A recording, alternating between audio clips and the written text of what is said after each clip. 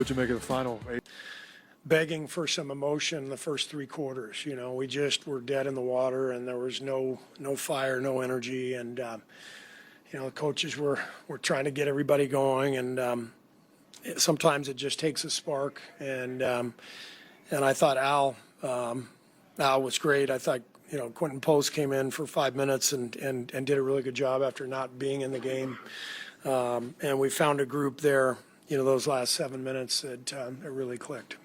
When the team is lacking energy, how do the coaches try to spice things up? Like, are you literally begging them to show some energy?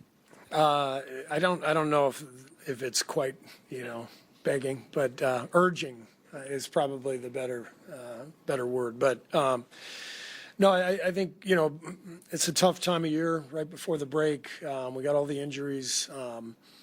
You know, we're shorthanded, so it has to be a collective effort. It has to be an energetic one. You have to believe. You got to infuse each other with some spirit, some energy, and it took a while, but we finally got there. With Horford, how reliable of a tool is throwing it to him in the post? He's done that a lot in his career, but probably not that much recently. We've been doing it quite a bit against switching teams. He's still really good down there. You know, you saw him get tied up a couple times for jump balls, scrapping, you know, for rebounds. I walked in there, he had like claw marks all over his arms and neck, and it was a physical battle for him with all those guys harassing him in the post and in the paint. But like I said, he was the key to the game. You know, 16 points, 9 boards, 6 assists, no turnovers, and a plus 24. Yeah, it was Al's night. Indeed, it was Al's night, but it's time to play smart. Brought to you by our great friends at Xfinity. The Warriors are going to play smart with Stephen Curry. He will not play Wednesday night against San Antonio, and he will miss the All-Star game for the second time in his career. He missed it in 2023, and he has runner's knee. He's 37 years old. He's the franchise. Obviously, a smart play by the Golden State Warriors, Fezzi. Absolutely. This is a problem that could be lingering, the knee inflammation. So really smart move by the Warriors with letting him rest a little bit more. A win tonight also helps that, Bonte. You know, the Warriors not feeling that pressure to have him back on the floor. Obviously, nothing here happens or works without Steph Curry. Him being on the floor, his gravity, that's the reason why they've won 4 championships. Looking for another one to add to this title, they need Steph healthy. And for him to get more time, extra time at this age, 37, is going to be really key for him. Yeah, if they're going to go on a run those last 27 games, it's going to be with Steph Curry as healthy as possible and Porzingis. So those two guys after the All-Star break hopefully will make their debuts together, and they can kind of mirror a little bit of what they did last year when they acquired Jimmy Butler. Now, it's going to be less games, but also now they're in the 8th spot right now. So either to maintain that or move up. You do not want to start dropping back. And that's going to be all about health and then finding that rhythm. I actually think Porzingis is an easier fit because you know exactly what he's going to do. He's going to pick and pop, space the floor. If they do switch, much like they did with Al Horford tonight, they can post him up either score or force a double team. So I think that should be a seamless transition, but it all depends on both of those guys' health. You know how much space the guy's going to feel like they have now when Steph gets back on the floor?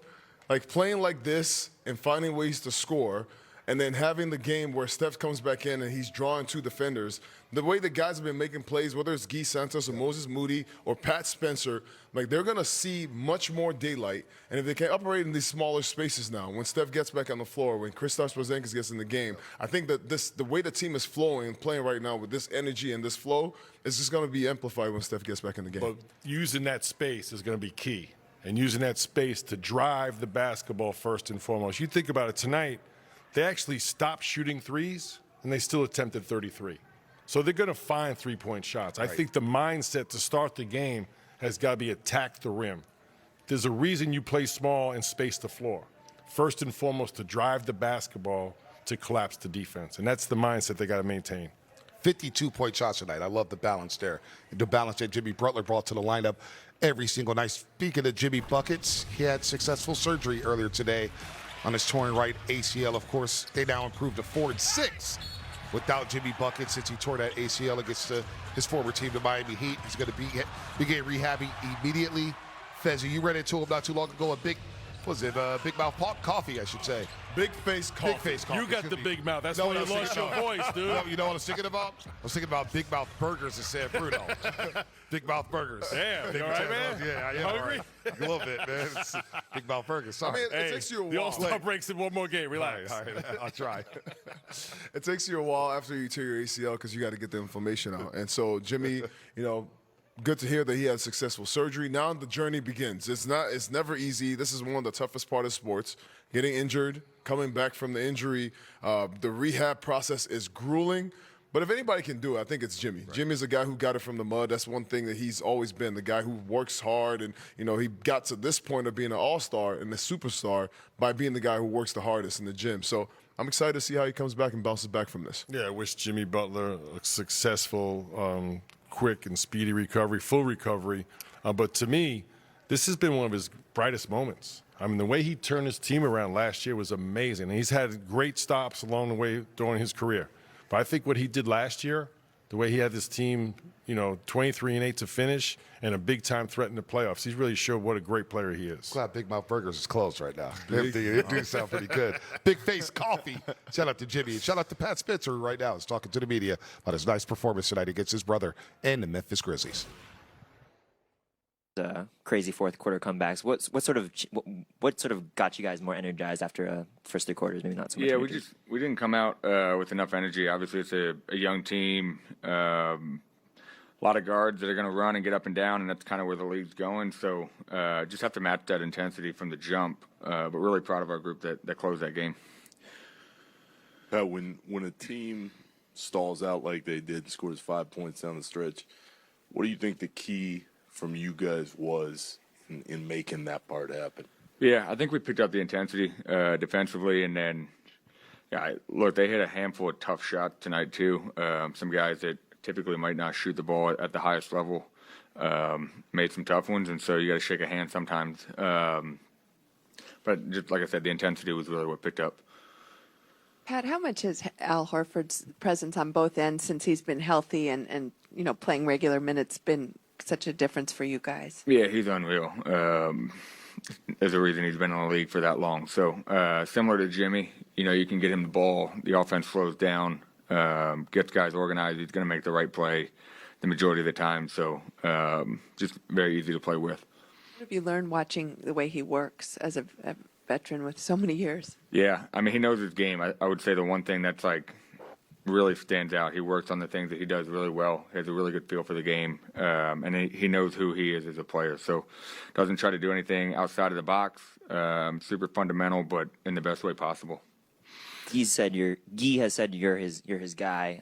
Had the game-winning bucket tonight. What's it like to just see a guy that you've been pretty close with have that moment? Man, I'm pumped for Guy. We spent so much time together, hiking back and forth from Santa Cruz to dinners to just getting to know each other off the court. It's pretty special. I mean, this league, things move fast, and you lose teammates as time goes on. But to be able to have, we've been here from the jump together. Our first year here was together, so it's pretty special. I'm really happy for him. Pat, when it comes to picking up the intensity in game, what changes in game? Is it conversations between teammates? Is there any kind of message from the coaches? How does it change in game like that? Yeah, I mean, it's different every game. Sometimes it's schematically, X's and O's. Sometimes it's defensive. Sometimes it's offensive, getting organized, taking care of the ball. I mean, we had 20 turnovers pretty early on in the game. We finished with 23. That's not going to win you a whole lot of ball games. So, it's different every game. And ultimately, sometimes it's just a competitive spirit that needs to collectively pick up. So I felt like Steve relayed that in the huddle quite a few times. And like I said, proud of that group that closed today. They brought it. Defensively, from your vantage point,